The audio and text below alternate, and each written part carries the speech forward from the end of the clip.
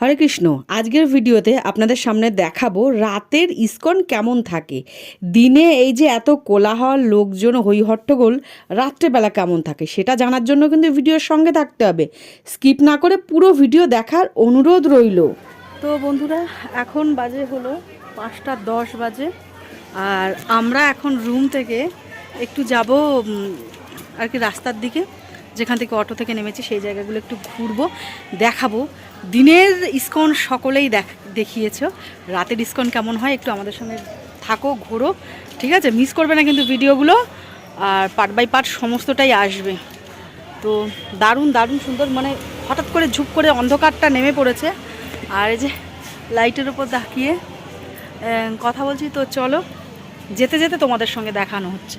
তো আমরা রুম থেকে হাঁটতে হাঁটতে একটু বেরিয়েছি। এই যে পিছনে যেটা দেখতে পাচ্ছ লাইটিংটা, এখানে একটা তারামণ্ডল টাইপের মিউজিয়াম করেছে। এখানে ভগবত শিক্ষা বা কৃষ্ণের লীলা নানান রকম লাইট অ্যান্ড সাউন্ডের সিস্টেমে দেখানো হয়। এখানে 50 টাকা করে টিকিট আছে, তো দেখতে পারো 1-1.5 ঘন্টা দেখায় এখানে। আর এই যে আমরা হাঁটতে হাঁটতে যাচ্ছি, এই দেখেছো অন্ধকার, এখন হলো 5:30 বাজে। তো সেই টাইমটা দেখাচ্ছি, সন্ধ্যা আরতি হতে বেশ কিছুক্ষণ দেরি আছে। তো আমরা ঘুরতে ঘুরতে তোমাদেরকে দেখাচ্ছি, আর আমাদের নানান রকম স্মৃতি আছে এই এলাকায়, সেটাই কিন্তু নিজেরা রোমান্থন করছি। আগে তো মোটামুটি 1-1.5 মাস হলে আমার হাজব্যান্ড বলতো চলো যাই, অনেক দিন হয়ে গেল। কিন্তু এখন না, মানে কি হয় যে এই সমস্ত জায়গাতে ভগবান না টানলে আসা হয় না। তো দীর্ঘ অনেক দিন, সেই 18 সালে লাস্ট এসেছি, এই যে এলাম। আর এসে না, মানে এত খারাপ লাগছে, আবার কখনো ভালো লাগছে। এই যে এই জায়গা হয়েছিল, ওই জায়গা ওই হয়েছিল, কিন্তু সবথেকে বড় কথা যে অনেক কিছু চেঞ্জেস হয়েছে সেইগুলো। আর তোমাদের সামনে অনেকেই অনেক ভিডিও দেখিয়েছে, কিন্তু আমি আর পারলাম না গো আগে ভিডিও দেখাতে। তো যাই হোক, এই মন্দিরটা উদ্বোধনীতে প্রভুকে তো বলা আছে যে আমরা আসার চেষ্টা করবই, রুম না পাই দরকার নেই, একটা গাছতলাতেও যাতে আশ্রয় পাই দেখার জন্য ভগবানের কাছে এটাই প্রার্থনা করি। 21 সালে উদ্বোধনের কথা ছিল, কিন্তু নানান রকম লোকে নানান রকম বলে যে উদ্বোধন হয়ে গেছে অমুক তমুক। কিন্তু তোমাদের আমি বলছি, যদি উদ্বোধন হয়ে যায়, দেখবে যে এখানে রাধা মাধব, নৃসিংহদেব, চৈতন্য মহাপ্রভুর পুজো হয়, সেটা কিন্তু এখানে চলে আসবে শিফট করে, ঠিক আছে? তাহলে কিন্তু বুঝতে পারবে যে উদ্বোধন হয়েছে। তো চলো, আমরা তো প্রত্যেকবার এসে ভিতরেই, কিন্তু ইস্কনের ভিতরেই রুম নিয়ে থাকি। এই যে দেখো, ভিতরেই দেখো রাস্তার পাশ দিয়ে মেলা বসেছে। আর ওই যে দেখতে পাচ্ছ সমাধি মন্দিরের ওপরে চূড়ায় যে পদ্ম ফুলটা আছে না, ওখানে লোক ঘোরাঘুরি করছে, মানে রাতেও কিন্তু ওখানে দর্শন হয়। বিকাল 4টের পরে, 4টের সময় তো হয় ধূপ আরতি। তো এখানে বিভিন্ন রকম দোকান আছে, শপিং মল আছে, তুমি যেমন খুশি তেমনভাবে শপিং করতে পারো। এখানে অনেক প্রভুদের আর কি কোয়ার্টার্স আছে, তো তাদের জন্য যেমন সবজি বাজারের মার্কেট এগুলো আছে, আর সমস্তটাই কিন্তু ভেজ আইটেমের মধ্যে, ঠিক আছে? তারপরে তুমি জামা কাপড় থেকে বিভিন্ন রকম পোশাক, গিফটেড আইটেম, ঠাকুরের সমস্ত জিনিস কিন্তু ভিতরে যেমন পাবে বাইরেও কিন্তু পাবে। তো চলো তোমাদেরকে আমি দেখাই। দেখো, এখন সন্ধে হয়ে গেছে জন্য তুলনামূলক ভিড় কিন্তু কম। অ্যাকচুয়ালি ইস্কনের আশেপাশে মন্দির বা হোটেলগুলোতে যারা থাকে তারা তো এই টাইমে অতটা থাকে না, আর সন্ধ্যার জন্য বেশ কিছুজন মন্দিরের ভিতরেও চলে গেছে। আরও কিছুজন এমন আছে ওয়ান ডেতে এসে ওয়ান ডেতে ফিরে যায়, তো তাদের ভিতরে যারা কাছাকাছি বাড়ি ওয়ান ডেতে রুম বুক করে, তো সকালে আসে, সারাদিন ঘুরে বিকেলের দিকে চলে যায়। আর যারা এখানে রুম বুক করা আছে বা বাইরে, হরে কৃষ্ণ, তো যারা ভক্ত আছো তারা কিন্তু ভক্তিচারু প্রভুর সবই কিন্তু ক্লাস শুনেছো। তো ইনি অপ্রকট হয়েছেন 2020 সালে। তো ওনার সমাধি মন্দিরে আরতি হচ্ছিল, আমরা দুজনে গিয়ে একটু ওনার আশীর্বাদ নিয়ে এলাম, আরতি কীর্তন করলাম প্রভুদের সঙ্গে। তো যদি ওনাকে শ্রদ্ধা করে থাকো, ওনাকে জেনে থাকো, একবার এসো, মন শান্ত হয়ে যাবে। সমাধি মন্দিরের ঠিক সামনেই কিন্তু আছে এই মন্দিরটি। কিন্তু বেনুধারী প্রভুর সঙ্গে দেখা হলো, গোপাল বাবু বলতে হবে।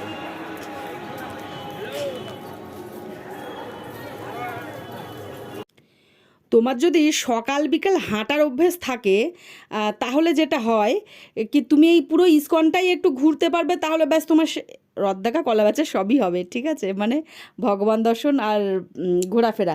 তো এখান দিয়ে দেখো বিভিন্ন রকম জিনিস, সমস্ত কিছু ঠাকুরের জিনিস আছে, তোমরা ইচ্ছা করলে নিতে পারবে। এগুলো লম্বা লম্বাগুলো আছে আর কি, গোপী ড্রেস আছে, লেহেঙ্গা আছে, বিভিন্ন রকম শাড়ি আছে। এখানে তো একদম স্পেশালিটি যে সমস্ত জিনিসগুলো অবশ্যই আছে। জপো ব্যাগ আছে, গোপালের বিভিন্ন রকম ড্রেস, আর এখন যেহেতু ঠান্ডা, গোপালের লেপ, তোশক থেকে উলের জামা, তারপরে কাঠের মালা, তারপরে পিতলের যাবতীয় সামগ্রী ঠাকুরের জন্য সমস্তটাই কিন্তু পাবে। তো শুধু আসতে হবে আর দেখতে হবে, পকেট ভর্তি টাকা নিয়ে আসতে হবে কোথায় কোনটা কিনবে। আর দেখবে সমস্ত জায়গায় গিয়ে আমরা ভাবি যে একটু ঠাকুরের জিনিসপত্র কিনি।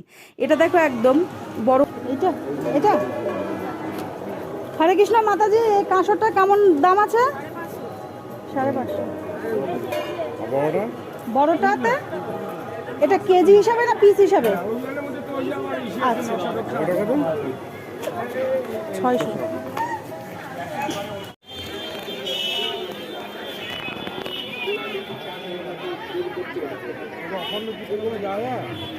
হ্যাঁ যাবে প্রণাম করতে, চলো আসো একটু প্রণাম করে আসো।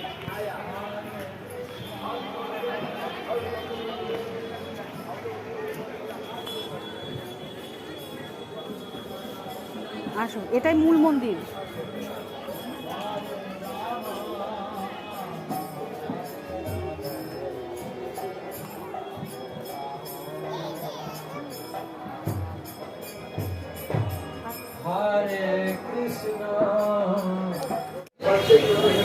এ দেখো আমরা চলে এসেছি মেন গেটের সামনে।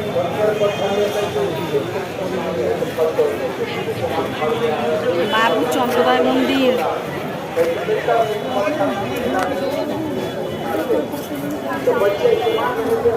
মেলা মেলা। তো এখন আমরা ইসকন থেকে বাইরে রাস্তাটার এখানে এলাম। আগে রাস্তাটা অনেকটা সরু ছিল, মানে দুটো বাস পাশাপাশি যদি যায় বা পাস করছে তখন আর জায়গা ছিল না।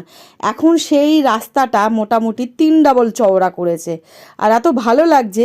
তোমরা যদি কেউ বৃন্দাবনের জন্মভূমি মন্দিরের সামনে যে যেমন চওড়া রাস্তা আর হইচইপূর্ণ তেমন হয়েছে, মানে আগেও ছিল, এখন যেন রাস্তাটা বড় করে আরও বেশি সৌন্দর্য লাগছে। আর দেখো চারিদিকে সেজে উঠেছে। এটা কিন্তু 12 মাসের। আর যদি কখনো কোনো প্রোগ্রামে যাও তাহলে তার বলার কথা নেই যে এখান দিয়ে কতটা ভিড় আছে। তো দুপাশে অনেক দোকান আছে, খাবারের দোকান থেকে শুরু করে কেনাকাটার দোকান, সবগুলোই তোমাদেরকে দেখালাম। আজকে একটু দেখে যাব, আজকে কোনো কেনাকাটা করব না, তোমাদের সঙ্গে শেয়ার করব। এই দেখো ঠাকুরের চামর ঝুলছে, ময়ূর পাখা ঝুলছে, শাড়ি ঝুলছে, শাল ঝুলছে, তারপরে শীতে যা কিছু থাকে আর কি, বাচ্চাদের ড্রেস, টুপি, সোয়েটার, জ্যাকেট, ধুতি, পাঞ্জাবি যেগুলো, বিভিন্ন রকম জিনিস। আর ঠাকুরের এখানে তো রাধে রাধে বা ঠাকুরের ছবিওয়ালা গেঞ্জি। অনেক দিন পরে না ভিডিও করছি, তোমাদেরকে দেখানোর থেকে তোমাদের সাথে গল্প করতে বেশি ভালো লাগছে। আগে যখন এসেছি, লাস্ট টাইম তো অনেক দিন পরে এসেছি, মানে আমি ঘরে মানে কান্না করছিলাম, এর সঙ্গে ঝগড়া করছিলাম যে কেন আমাকে নিয়ে যাবে। অনেকবার বলেছিলাম, হয়নি, গোবিন্দ আমাদের টানেনি, তাই আসা হয়নি। এই রাস্তাটা আগে যা ছিল তার 2 ডবলের বেশি বড় চওড়া হয়েছে, আগের থেকে অনেক সুন্দর সুসজ্জিত হয়েছে। আর লোকজন আগের থেকে প্রচুর আসছে। আগে তো দেখো এত বেশি প্রচার মাধ্যম হয়তো ছিল না, কিছু কিছু ছিল যারা ভক্ত তারাই আসতো, এখন যারা অভক্ত তারাও আসছে, আর এসে মায়াপুরের প্রেমে পড়ে যাচ্ছে, তারাও কিন্তু ভক্ত হচ্ছে। ভীষণ ভীষণ ভালো লাগছে। তো আমার এই ভিডিওটা তখনই সার্থক হবে, আমার এই ভিডিওটা দেখে যারা কখনো এখানে আসোনি তারা যদি একজনও এখানে আসো, আমি সার্থক, আমার ভিডিও বানানো সার্থক হবে সত্যি। মায়াপুর ধাম কি জয়। তো এইগুলো দেখতে দেখতে আমরা বেশ অনেকটা দূরে এগিয়ে এসেছি। তো এখানে হলো, এখানে আরও ছোট ছোট অনেকগুলো মঠ আছে, দেখো এই দোকানগুলো দেখছি। আর না, এখানে আমরা খুঁজছি যেটা, সেটা হলো আমরা যখন আগে আসতাম এখানে একটা কাকিমা চপের দোকান ছিল, তো ওখানে চপমুড়ি বিখ্যাত, 2 টাকাতেও বেশ বড় বড় সাইজের চপ পাওয়া যায়, তার খুব ভালো। আর আমরা এগুলো কিনে বিকেল থাকতে আমরা গঙ্গার ঘাটে গিয়ে ওখানে, এই দেখো খুঁজে পেয়েছি, দেখেছো। তবে দোকানটা একটু সরু হয়ে গেছে, আশেপাশে অনেক বড় বড় দোকান হয়েছে, তো এটা আরও ছোট মনে করছে। তো এখান থেকে আমরা চপ বেগুনি একটু কিনলাম, মানে পেট কিন্তু ভর্তি, তবুও ইচ্ছা হচ্ছে, যেহেতু এসছি, আগে খেতাম ভালো লাগতো তাই। দেখো এখান দিয়ে রয়েছে বেশ কিছু বাচ্চাদের বিভিন্ন ধরনের খেলনা, বাড়িতে যদি বাচ্চা থাকে তা নিতে কিন্তু ভুলো না। আর দেখো একদম গরম গরম খাবার, একটু খেয়ে তোমাদের দেখাচ্ছে, দারুণ, একদম বেশ ক্রাঞ্চি আছে। তো আগে গঙ্গার ঘাটটা ওই দিকে ছিল, মানে প্রভুপাদ ঘাট, এখন ঘাটটা এই দিকে হয়েছে। আর এখানে না ভাগবত কথা হচ্ছে, তো সেখান অবধি আমরা এসছি। তো এবার চলে এলাম, এটা হলো রাত 2টো। আমরা ইসকনের যে রুমগুলোতে রয়েছি সেটা থেকে আমরা একটু টয়লেটে বেরিয়েছিলাম, তারপরে তোমাদেরকে দেখাচ্ছে। দেখো কেমন শুনশান আছে। আর এই বিল্ডিংয়ের মানে গৌরাঙ্গ কুঠিরের মেন গেটটা বন্ধ। এটাও কিন্তু ইসকনের মধ্যেই কিন্তু এটাই, কিন্তু তবুও বন্ধ। যেটা যে বিল্ডিংয়ে আছে তার মেন গেটটা এইভাবে বন্ধ। চলো তোমাদেরকে দেখাই। কুয়াশা তো আছেই, আর কুয়াশার শিশিরগুলো না টুপটুপ করে পড়ছে। মাঝে মাঝে দু একটা কদম ফুল দাম করে টিনের ওপর পড়ছে, মানে আলাদা রকম একটা ব্যাপার আছে। ওই যে তারকাটার ওপরে সেই যে যখন বিকেলে খেতে গেছিলাম সেই জায়গাটা, দেখো মেন গেটটা বন্ধ রয়েছে, আর আমরা চুপি চুপি কথা বলছি, চুপি চুপি দেখাচ্ছি কেমন রাতের ইসকনটা। দিনে তো তোমরা দেখোই, দেখো একদম চারিদিকে কোনো আওয়াজ নেই। আমরাও যে কথা বলে ব্লগ করবো সেটাও আমাদের সাহস হয়নি, কেন কি আমরা আন্ডার সিসিটিভি কভারেজের মধ্যে রয়েছি। তো আমরা তুলে নিয়ে পরে ভয়েস ওভার দিচ্ছি। এই যে এটা হলো অফিস, হলো মানে রিসেপশন অফিসের ব্যাপারটা। চলো আমরা আমাদের ঘরে যাই। যে ঢুকেই একদম মেন গেটের সঙ্গেই আমাদের ঘর। এই যে দেখেছো আমার বর বুড়ো দাদু সেজে ফেলেছে। চলো রুমে গিয়ে তোমাদের সঙ্গে কথা বলছি। গাইস, এখন রাত 2টো বাজে, বুঝেছো? তো রাত 2টোর সময় দেখিয়ে দিলাম ইসকনের ভিতরটা কেমন নিস্তব্ধ, চুপচাপ, পিন ড্রপ সাইলেন্স। এই 3টের সময় থেকেই সবাই উঠে পড়বে, উঠে স্নান ধান শুরু করবে, ব্রহ্ম মুহূর্ত শুরু। আর তোমাদের সঙ্গে শেয়ার করলাম বাইরে কেমন কুয়াশা টুপটুপ করে জল পড়ছে। এই দিকটা তো পুরো রুম আছে, তাই বাথরুমের দিকটা একটু হালকা ফাঁকা আছে, কুয়াশাগুলো ভালো বোঝা যাচ্ছে। দেখো রুমটা তালা দিয়ে নিয়ে রুম থেকে বেরিয়ে বাথরুমটার ওইদিকে গেছি। মোটামুটি 20টা রুম পার হয়ে আরও একটা গলির ব্যাক মেরে তারপরে ফোনগুলো ঘরেই ছিল। যেহেতু জলের ব্যবস্থা ওখানে, মানে জল টল আছে তো পড়ে যাবে, তাই যাচ্ছি দুপাশের রুম থেকে মানে এত নাসিকা গর্জনের আওয়াজ। এক একজনের এক এক রকম, কিন্তু ক্যামেরাটা করতে করতে গেলে সুবিধা হতো। আমাদের পাশে বেড়া, ও পাশে কিন্তু আরও লোকজন আছে। হ্যাঁ, এদিকটাও থাকে, কিন্তু এটা আমরা যেহেতু ফার্স্ট রুম, মানে এক একজন সিসিটিভি লাগানো আছে। কারো বাঘের মতো, কারো গন্ডারের মতো, কারো সিংহের মতো, বুঝেছো? কারো ছোট বাচ্চা ছাগলের মতো, নানান রকম। কিন্তু এরাই যখন ঘুম থেকে উঠবে, যদি বলা যায় তুমি নাক ডেকেছো, স্বীকার করবে না। তো যাই হোক, সূর্য বাইরে কিন্তু খুব ঠান্ডা আছে, টুকটুক টুকটুক করে বর্ষার জলগুলো পড়ছে, ভালো আছে। এসো তোমরা, এনজয় আছে।